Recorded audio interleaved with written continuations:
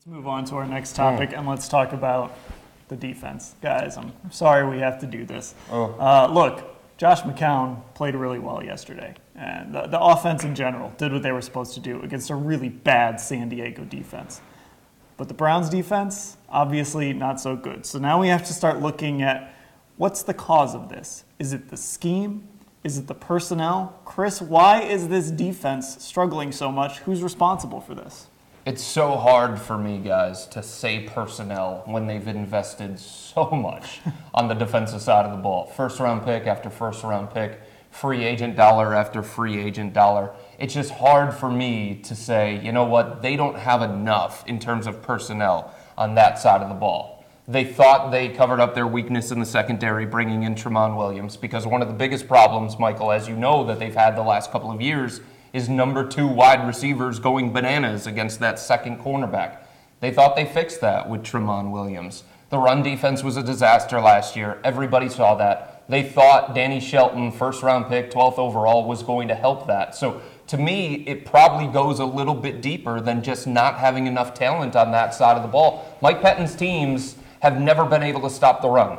I don't know why that is. Somebody smarter than me can probably tell me, but they've never been able to stop the run, and they've got to do all these different things to generate any kind of pressure. So I'm going to say you've got an inexperienced defensive coordinator, and you've got a head coach that his defense has never been able to stop the run. It's probably a little bit more than just personnel, guys.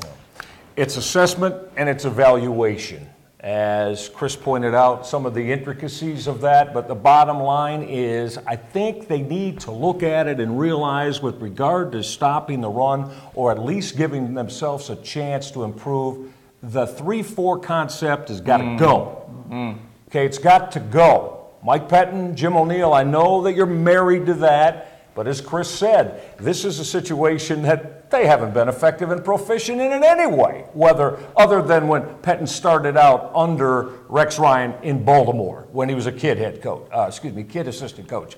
But again, you brought in Randy Starks, you brought in Des Bryant, you brought in Dante Whitner, you brought in Carlos Dansby, you brought in Tramon Williams, you've drafted Mingo and Shelton, and it still stinks to high heaven. Justin Gilbert. Kick return. He never on a football field. Never on a football field. So the bottom line is assessment, evaluation, personnel scheme. It's the whole gamut right now, and it's really disgusting. Bud, who is it? Well, I'm going scheme. And to Chris's point, Michael's point, 2013, the Buffalo Bills of Michael, I'm calling him Michael Pettine now, of Mike Pettine were ranked 28th against the run. We know where they were last year, and we've given them the benefit of the doubt because they held San Diego to 91 yards rushing. They may move up a spot.